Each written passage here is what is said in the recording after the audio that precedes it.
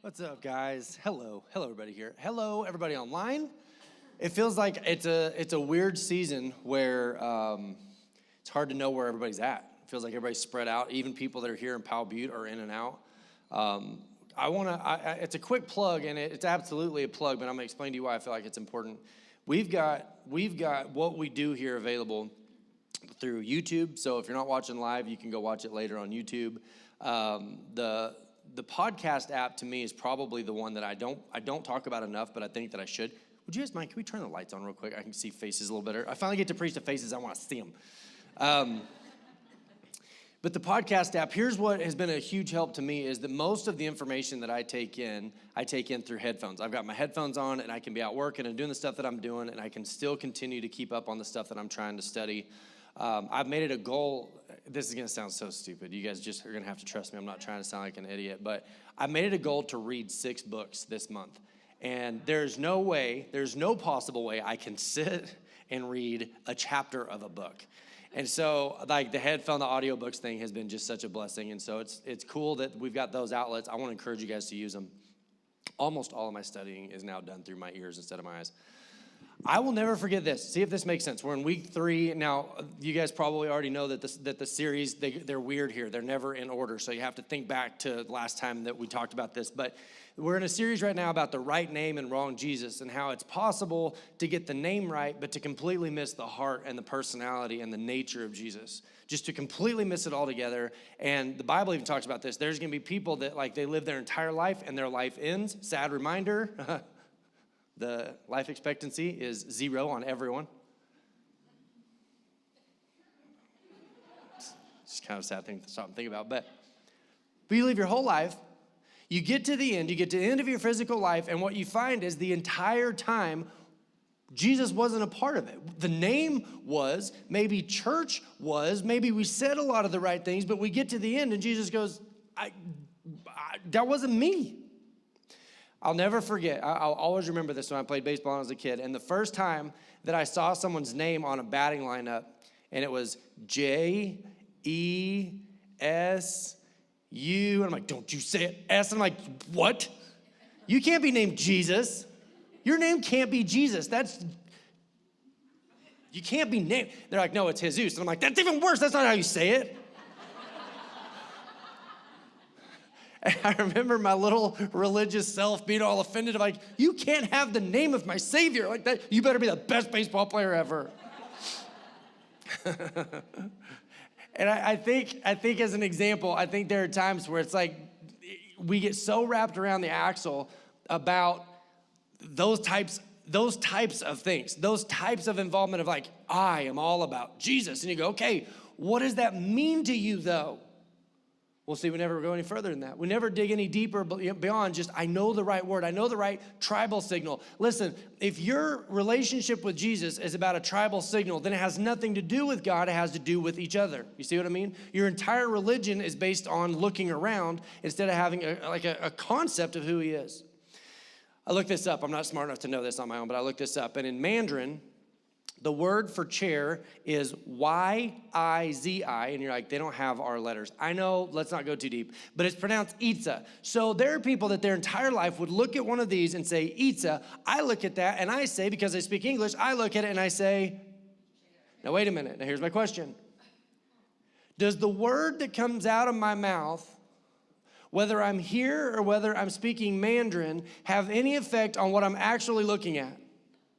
See, we obviously know not. The universal truth of what I'm looking at is whether you speak the language or not, people walk up and they see that and they sit on it. Is everybody with me so far? And so I think that's, if that helps explain it, the word picture I'm trying to express is that regardless of the title or the language, there's an important part of knowing who Jesus is. See, this church could completely disappear tomorrow. I know that that's a scary proposition for a pastor, but I think sometimes the way that we present church becomes a distraction from who church is centered around. I'm guilty of it. I'm guilty of spending time thinking about how to accomplish what God's called us to and not spending enough time considering who called me to it. So in this series about the right name, wrong Jesus, I just want to make sure that regardless of the words that you use, that the heart of Jesus is what you see. If you had no language, if language wasn't introduced in your brain, that the nature of our Savior is present enough. Let me read you this verse. And I've read it. I've read this verse every single time in all parts of this series. It just gives us some framework. In Matthew 7:21 says, not everyone who says to me, Lord, Lord, see the right name, Lord, Lord, will enter the kingdom of heaven, but only the one who does the will of my Father who is in heaven. Do you see the distinction there? It says there will be people there who said the right words, had the right names, put the right bumper sticker on, voted the right way. Many will say to me on that day, Lord, Lord, do we not prophesy in your name, and in your name drive out demons, and in your name perform miracles? Then I will tell them plainly, I never knew you. This isn't the sermon, and this will be. I will eventually preach on this point right here. But there are some times when your God says go, and Jesus says, whoa. Look at all these things I did. I was going, and I was doing, and I was being religious, and I was trying to build this, and I was trying to go over here, and I was doing this, and I was doing this ministry, and I was doing this ministry. And Jesus said, I told you stop. I told you stop because you were pushing a God that you didn't even know. You were doing damage. I was saying, whoa, but our religious concept of God is you need to do more. Isn't that what you ask a person on the street? Hey, who's Jesus? Oh, instantly just guilt. I need to be doing more. Sometimes your God keeps telling you to go, and Jesus is going, whoa, just stop for a second. Why don't we spend some time together so that you're actually more effective in your family, in your marriage, in your work? I don't understand. To me, here's what I don't understand. The wealthiest, most comfortable people are the hardest people to get to embrace a church culture. I've had a few weeks to think about this one.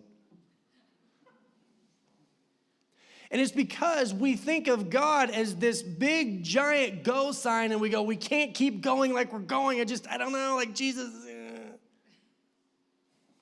That means this. There will be people, really try to wrap our minds around this concept right here. There will be people who claimed Jesus as Lord, pursued a life of religious behavior, if not work.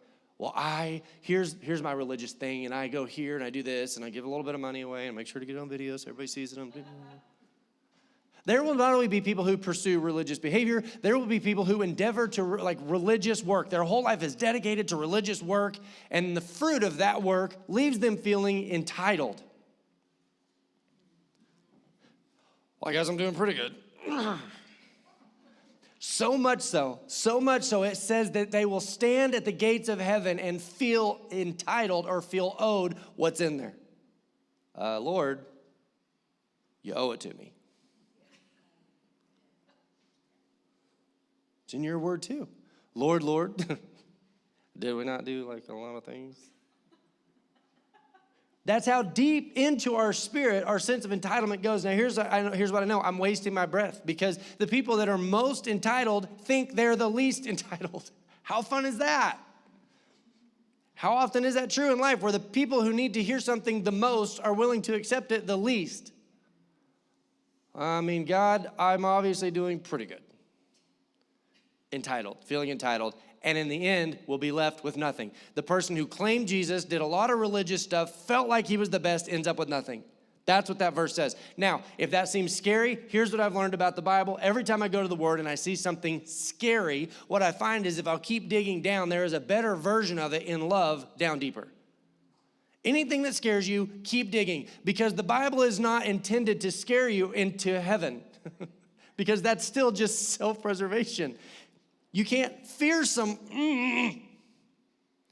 somewhere in Cleburne, Texas, at the little church I grew up in, someone's head is exploding right now and they don't even know why. But you can't scare someone into heaven because they don't have to abandon self to get there. I just don't want to go to hell. Oh, well then come right on in. You deserve it. You were the most scared. Get in here. Any religious system of any kind, any man-made production, because remember, we can get so ensconced in our religious thing that we go, Jesus, and we're like, I don't have time for him right now. I'm being religious. Any religious system or any religious practice that leaves you feeling entitled has the right name, wrong. It's a Jesus for me, but not a Jesus for we. Okay, many will say on that day, Lord, Lord, did we not prophesy in your name, and in your name drive out demons, and in your name perform many miracles? There's a hidden subject. I remember in school, one of the few things I remember from school when I wasn't cheating. Sorry, kids. I wasn't very good at very many things, but passing was one of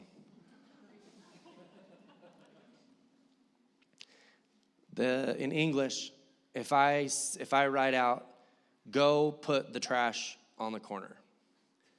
Go put the trash out. Go put the trash out. There's a hidden subject in that sentence. And actually, the subject of that sentence isn't listed. Any English teachers? I know Miss Garber's over there. She's got it. The hidden subject of that sentence is actually, you go put the trash on the corner. So the hidden subject of the sentence isn't listed, but it's there. And when it says, Lord, Lord, did we not, did we not, did we not, there's a stated mission there, but it's not written out. It's there if you know what you're looking for. They're saying, we did it right, and the way that we know that we did it right, it was what we saw other people who did it.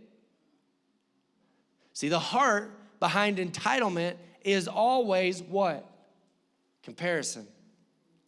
That if you aren't caught up in comparison, you can't feel entitled. Comparison is the fuel that powers entitlement. So anybody who feels entitled also operates on the fuel of comparison. They're always looking for somebody who's worse than they are. They're looking for them versus us. I know that if I'm not them, then I must be us. I must be in. I must be good. I must be entitled, because based on the other people that I'm seeing, me good, you bad.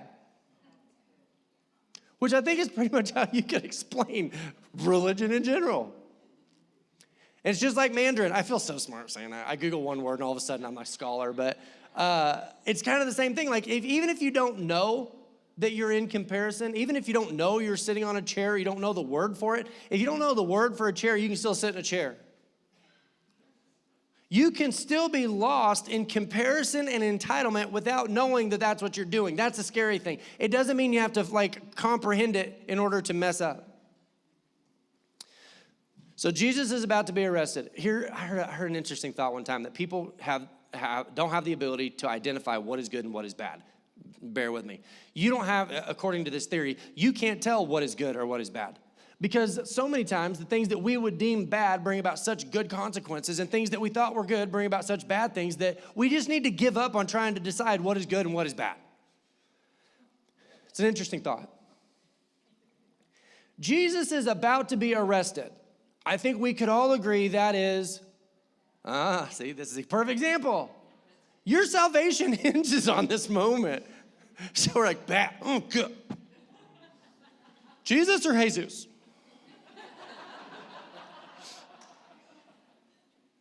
My old buddy that played baseball, he wasn't even very good at baseball.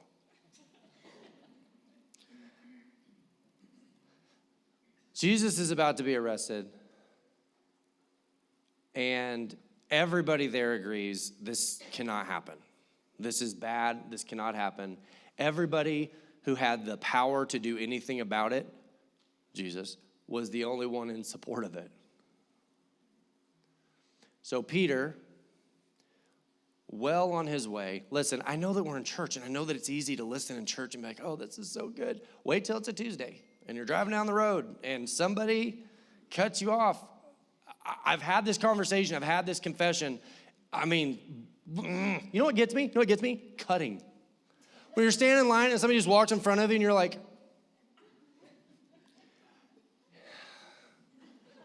I hope I'm not alone. I hope I'm not alone in this. Because when someone cuts, I swear it brings out just the most primal version of, what is wrong with you? Are you so stupid that you didn't?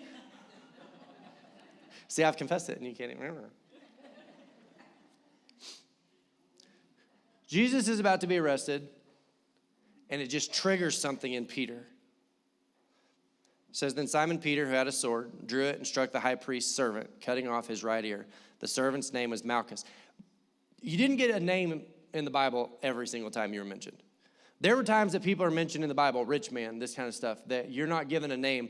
The fact that Malchus was given a name in this story, the man who got his ear cut off was given a name.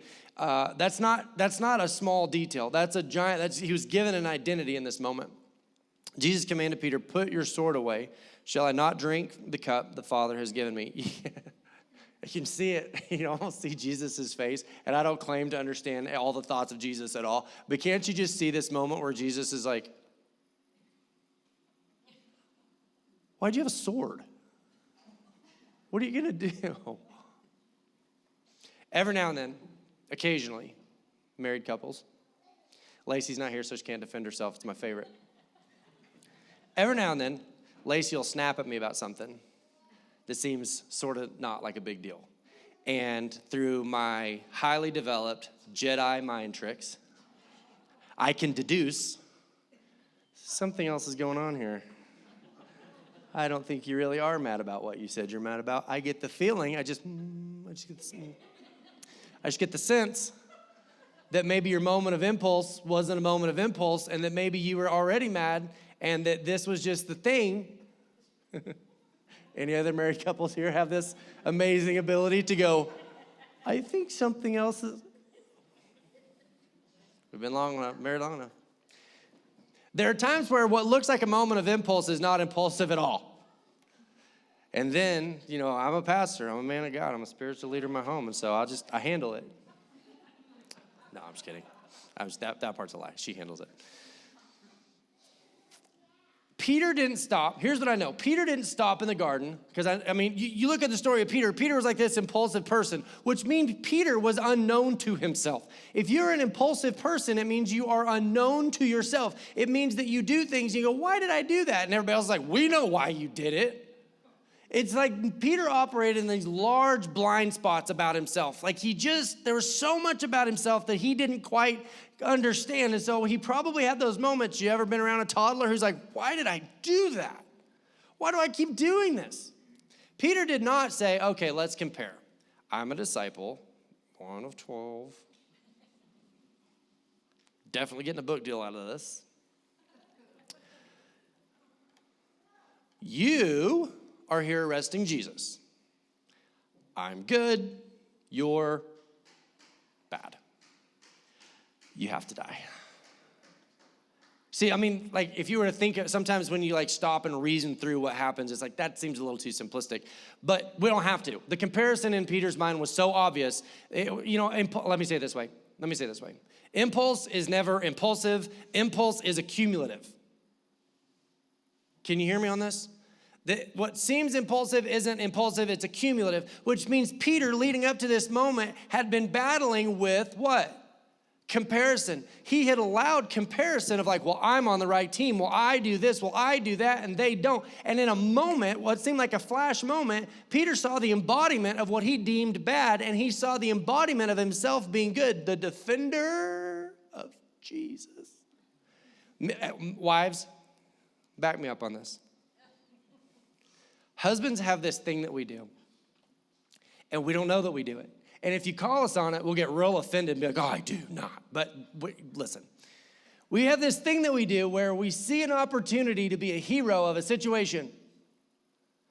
Someone gives you some sad story, and there's this thing that men do. It's a hero syndrome of don't you worry. Wives are the only ones laughing. Men are like, this is how you end up, it's just something that we do. It's like this part of the provider nature that gets skewed, and we're this hero of I'll take this on, don't you worry. We get ourselves into so much garbage because we don't have the ability to hey, that's going to be the part of the sermon that gets brought up, watch. I'll defend Jesus. I'll be the hero. Don't you worry, Jesus. I'll be the knight in shining armor for God. It's funny to me how often somebody will repeat one nation, indivisible, and you didn't say under God, get them. I'm not defending not saying it. I'm saying we should spend more time in investigating who was Jesus and what was his nature and what would that mean for us. It's we're really excited about defending God, but we're not too excited about getting to know him. Too harsh. See, here's the thing. Just like Matthew 7:21, the same inner religious voice that can call others bad is the exact same voice that goes, ergo, me, good. That's the danger. Because when you can call someone bad, you're also calling yourself Oh, it's starting to make sense. And I can tell. I don't like it. I don't expect that you're going to like it. I don't like it because I'm like, I do that. I don't get the sense that Peter was aiming for Malchus's ear.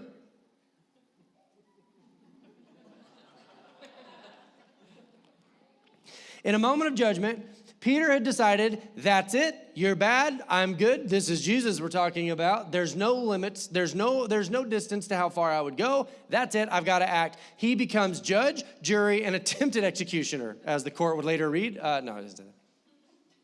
He was ready to enact a death sentence onto Malchus. Now, Peter, as judge, was saying, Lord, Lord, did I not? This is Matthew 7. This is like our life here is over. We get in front of Jesus and we start to defend ourselves as good and we start to reference all the good things that we've done. See, we're not interested in loving people. We just want to do good things so that we can feel better than people. Ugh. And we wonder why people are like, religious people. Like, I get it. We don't want to love people. We don't want to accept people. We don't want to try to demonstrate Jesus to them in a way that's selfless. We want to be better than people so we can show off to God. He wasn't just saying, Lord, Lord, did I not? He was also saying, Lord, Lord, he did not.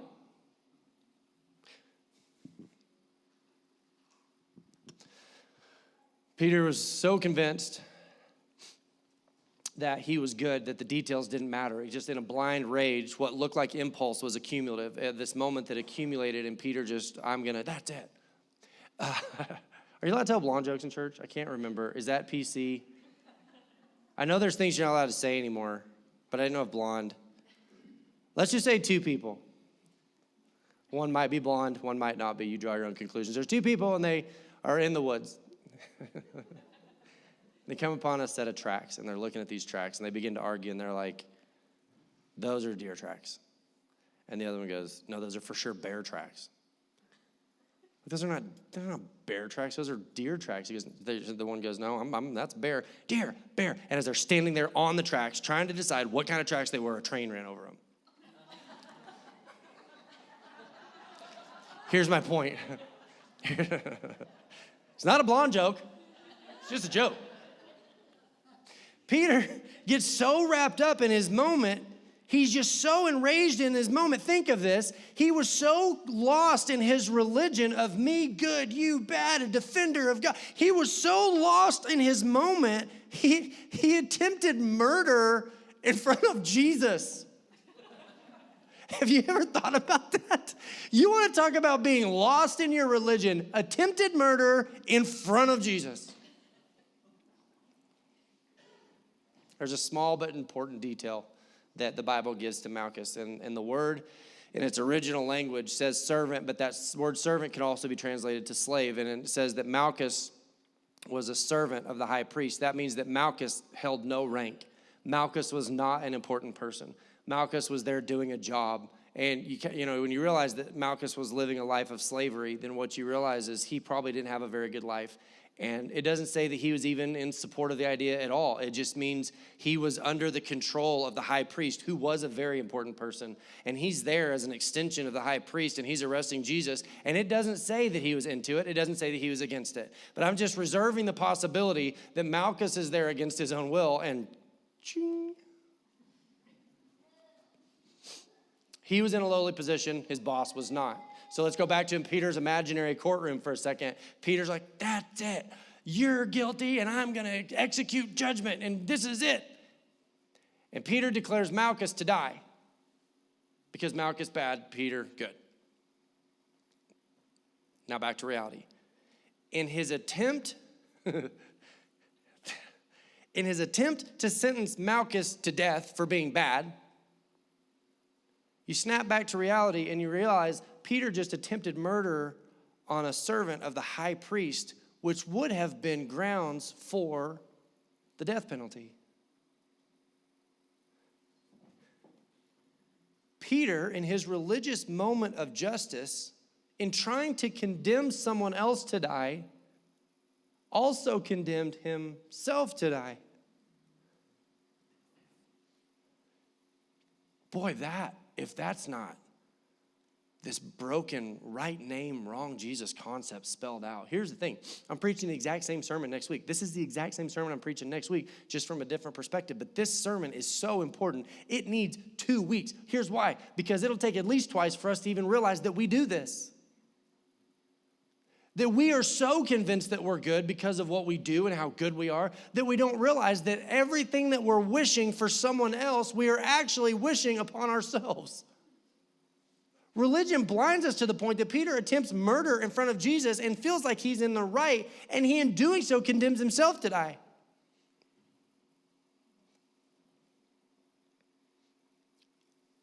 Here's the problem with that. There's a lot of problems, but here's one of the problems with that. When you decide that you're doing so good, I'm in a really good place. I've said this before, but married couples, imagine the day that you walk up to your spouse and you go, I haven't cheated on you.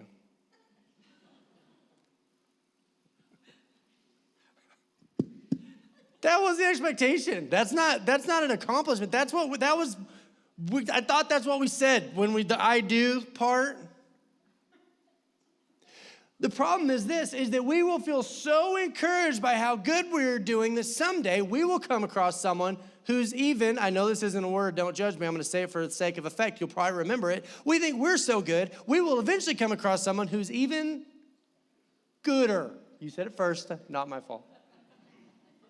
And our own system condemns us. Our own system goes, well, if they're good, that means I'm not as good as I thought. See, this is the problem. Boy, I don't know. That's the problem with the word privilege. Careful here. Let's all be careful.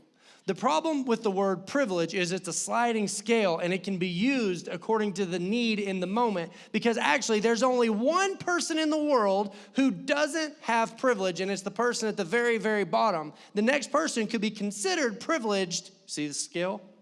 It's like this impossible gotcha sort of a thing with religion. If I'm good, and then you meet somebody that's even better, and you're like, well, does that mean I'm bad? Or you see, all of a sudden it's like, I haven't thought about Jesus in a month. I've been using Jesus as my banner, like I'm flying the Christian flag, but I haven't stopped and spent time with Jesus. And your version of Jesus will then have to deal with you the way that you want him to deal with everyone else. I'm wondering if you guys are going to share this on social media. I wish you would. I wish you would share it, because then you're tied to it. And the next time that you get ready to say something on your little social media rant, Jesus is going to be like, See, right name, wrong Jesus means get him, Jesus, get the bad guy. And Jesus is like, you're a bad guy.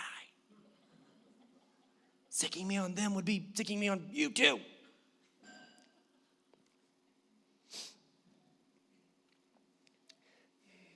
If you don't feel moved by the abortion topic, I don't understand that.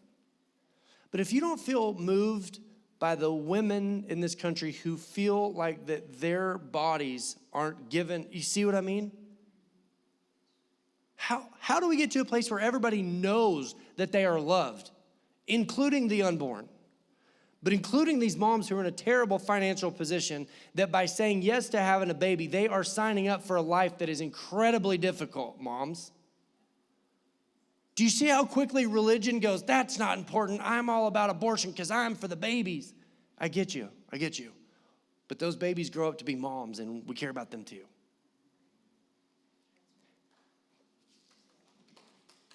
And that loving Jesus doesn't mean that we get to pick one and then condemn someone else. It's that we go, we get it. It's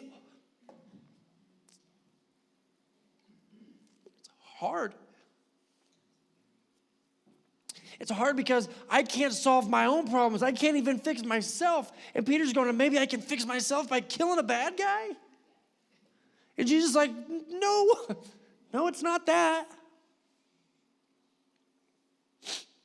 Remember he's saying that when you hear something scary in the Bible, if you keep digging, you find something that's more loving below that? Here's what I find, is that who was Jesus to Malchus? Because here Malchus stands wounded. He's there to arrest Jesus. He's not the guy that's going to get to the gate and be like, hey, I know you. Think about this. Malchus walks to the gates of heaven. He's like, We've met. Remember me? A slave there to arrest Jesus, and Jesus loved him. See, Jesus was the only one in the position to make the decision that Peter tried to make. And Jesus' response was that he healed Malchus and he saved Peter. Because it would be very hard for Malchus to go, he cut my ear off. And they go, well, I mean, it got better.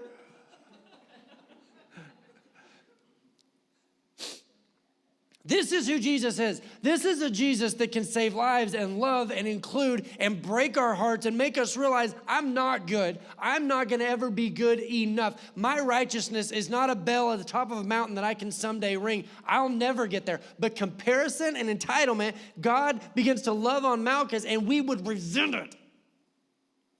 I don't want that guy to get saved. I don't want that guy to be loved. He didn't earn it like I did.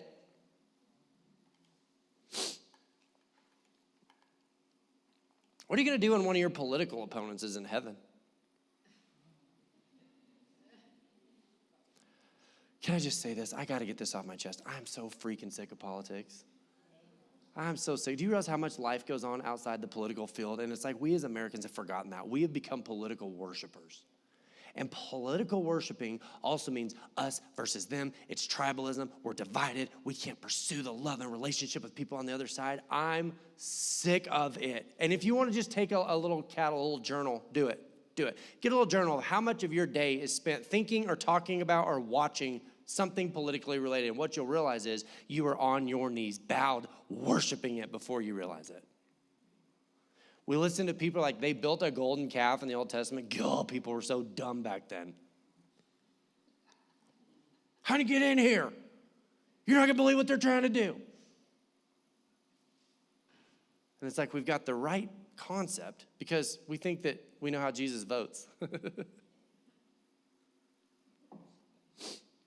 And meanwhile, Jesus is putting the ear back on a slave of somebody because why? He sees his position. He sees the condition he's in. Jesus realizes the condition that Malchus is in. He loves him. He saves Peter. That is why we're pursuing Jesus. Of like, Jesus, just my concept of you is too small. If you think that we're going to earn our way in, if you think that we're going to get there by making demands of Jesus, your concept of Jesus is too small. It is impossibly small. Until we get to a place where we go, I don't even know what's good. I don't even know what's bad. Jesus, just show me your heart in the middle of this. Show me how to love the people who see things differently than I do. What about this? Help me to love people who I think are guilty. Help me to pursue a relationship with people that are guilty of something that I think I would never do. Show me a Jesus that died for the person who opposes my viewpoint. Show me that, Jesus. Take the word away. Take the word away. Show me the truth about who you are so that on that day when I stand in front of you, I can go, oh, let me just stop you right there. I don't deserve it. But I know him. I know him. He's going to go, I know you too. What an impactful thing to think that all these things that we try to hide from everybody and we try to pretend to be this and we try to project our imagined self, that Jesus says two things. I know the real you. And you're like, uh-oh. He's like, no, I love you. The peace of being known and loved. Let's pray. Lord, help us to understand a Jesus concept that is for all of us. That's not militant, that doesn't send us to the executioner's chair. But God, a version of your heart that allows us to love people that are different than us, to forgive people that are guilty of terrible, horrible sorts of things that we would never naturally be able to forgive. God, it's a supernatural thing to get such a concept of you that we can forgive people we never thought we could forgive. God, give us a view of your nature and of your heart. God, allow this to be a place where the worst of the worst of the worst feel loved. I don't want our church to get prettier. I want our church to be grittier. I don't want our church to look better. I want our church to love better. God, if we have to shrink, if we have to grow, if we have to move, whatever you say, but God, bring us to the people that need a saving knowledge of you. God, bring us to the Malchuses of the world. Teach us how to love people that we naturally would want to resent. I pray in Jesus' name, amen.